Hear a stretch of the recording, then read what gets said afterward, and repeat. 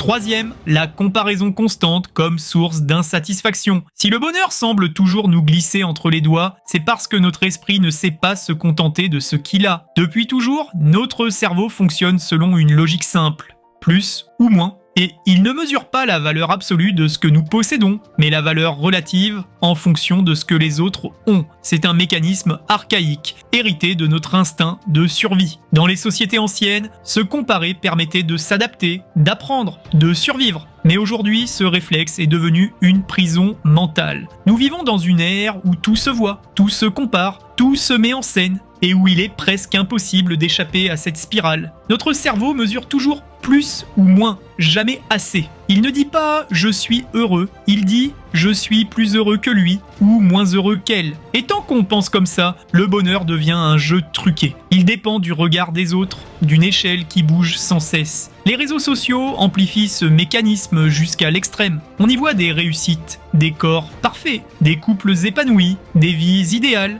Et même si on sait que tout est filtré, notre cerveau, lui, ne fait pas la différence. Il compare, il jalouse, il doute. Le bonheur devient alors relatif, mesuré à travers une vitrine numérique qui nous renvoie toujours à ce qu'il nous manque. Je suis sûr que vous connaissez ce sentiment, vous passez une bonne journée, tout va bien, puis vous tombez sur une photo d'un ami en vacances, d'un collègue promu ou d'une personne qui semble réussir mieux. Et soudain, sans raison objective, votre humeur baisse, votre bonheur, il y a 5 minutes encore sincère, s'effrite à cause d'une image. Ce n'est pas de la faiblesse, c'est le cerveau humain programmé pour se comparer. Tant que notre bonheur dépendra d'une échelle extérieure, il restera fragile. La comparaison crée une illusion, celle que notre valeur dépend du niveau des autres. Mais la vérité, c'est que le bonheur n'est pas un concours. C'est une expérience personnelle, unique, intérieure. Et le jour où vous cessez de vous comparer, vous découvrez que vous aviez déjà depuis longtemps tout ce qu'il fallait pour être heureux.